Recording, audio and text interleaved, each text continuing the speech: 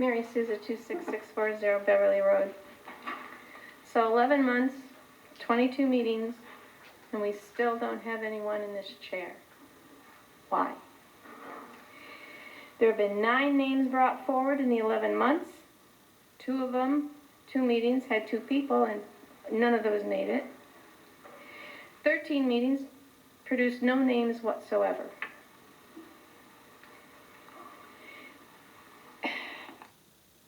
Two council members voted yes only twice, and that was for the nominees that they brought up.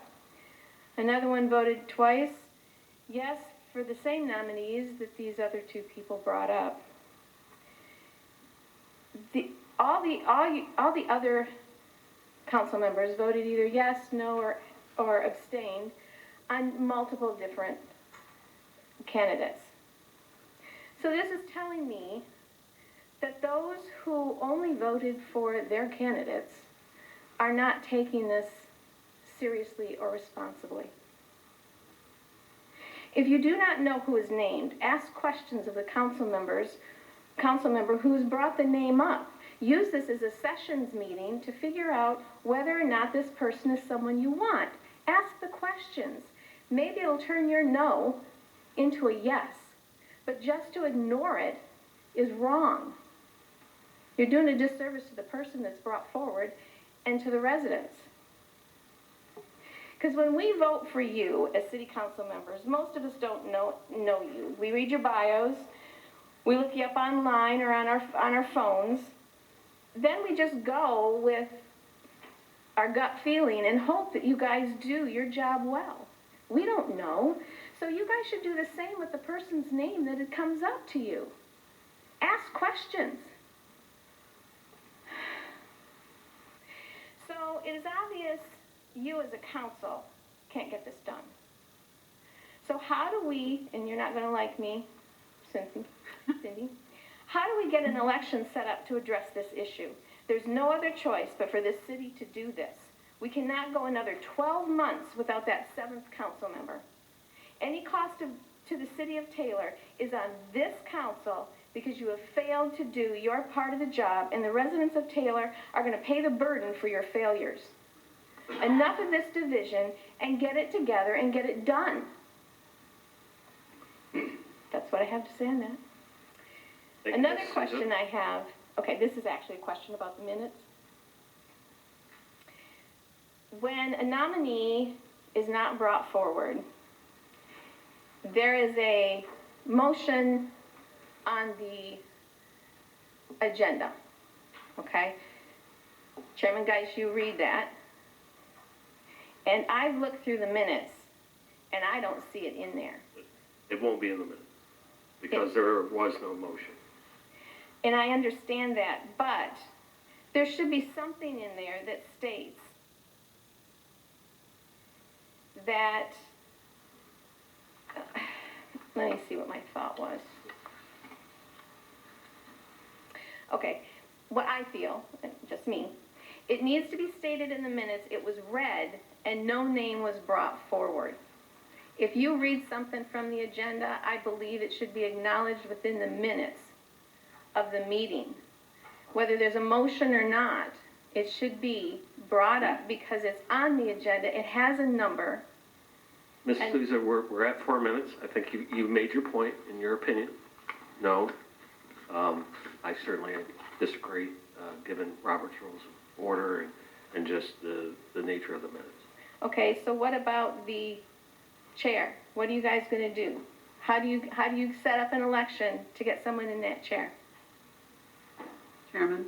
Councilwoman? I mean, I would defer to Cindy, who's retired, but I know it's what, $40,000 to $50,000 would be the, yes, if it's even doable. And I believe, and I mean, I would have to research it better. Working at 3 hours of sleep right now, but I understand. After my 17th day in this building, I would believe the only person with the authority to call an election is the governor at this point, unless,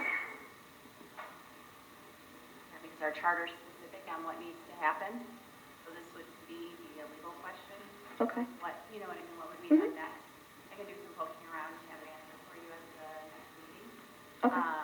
But I believe the only person who has the authority call, because there's certain dates that are allotted in law for election, Okay, and they are specific. Right. January, May, then in April, August, and November. We do, after we get through canvas, our next plan is to put packets together and have those available by the end of December for local offices for next year, which those will be due in April. So, you know what I mean? Right, I I don't get it. know, and then again, the involved. cost is $50,000, is that expense? You know, well, the expense, Well, I'm Could have sorry, been- this is not back and forth, and we're certainly over on time. I will finish up by answering your question. It will continue to be on the agenda, but I want to make one thing perfectly clear. The council, these members, are not the ones that blindsided their fellow colleagues by quitting the head of a supposed appointment. So the original root cause of that seat being vacant isn't due to any of the members up here. Now, certainly, we've had three votes, we've taken votes, we'll continue to have it on the agenda, but it may be open until the next election in November. well, you can blame that gentleman, but you guys are sitting here, and you guys have the ability to All right, take thank care you. of that. We've got So let me- we've got a resident that's been waiting patiently to speak. Thank you.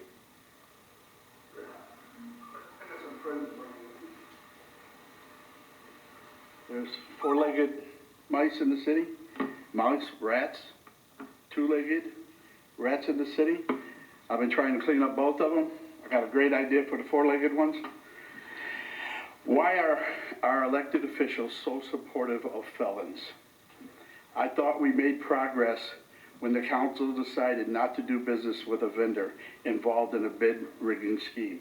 Yet several council members continue to support and be involved with convicted felon ex-mayor Sollers.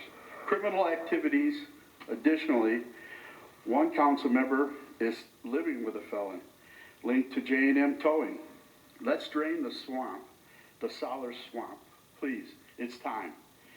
Councilman Geis, I have reviewed your declaration online and have been going through the text messages, and I have to say, what you're stating doesn't quite align with what I'm seeing in the messages. But I'll hold off on addressing that for now, and let's take care of all the rats in the city. Sir, please come forward.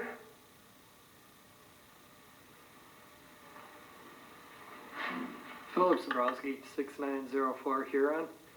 I've been coming up to council meetings, chair, council, Mr. Mayor, probably for 10 years now, telling you about Big League Brews and what this bar has done to the neighborhoods around it. Every time when I get done talking, I always say, eventually someone's gonna get killed up there. Well, guess what? 2 weeks ago, it happened.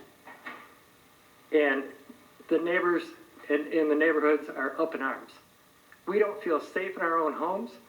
We call the police. They take a long time to respond. Nothing against you, chief, but it's just a fact. The 911 calls that were placed that night, there was 40 minutes, and they're pulling their phone records from T-Mobile. There's no excuse for this. Now, I know you guys floating around the idea of having him do his own security. We'd been there, done that. It worked great for about 2 months. Then the barrels went away. Then the guy went away. He's in the bar partying, and the lights are flashing on the car, but nobody's home. You can't have somebody, he's an irresponsible bar owner. This place needs to be closed down. And I'd like to know in what kind of a time frame we're gonna see a result. Anybody? Mr. Chairman, I can't give there's things being done, but I cannot give it. I'm sorry, could you speak up?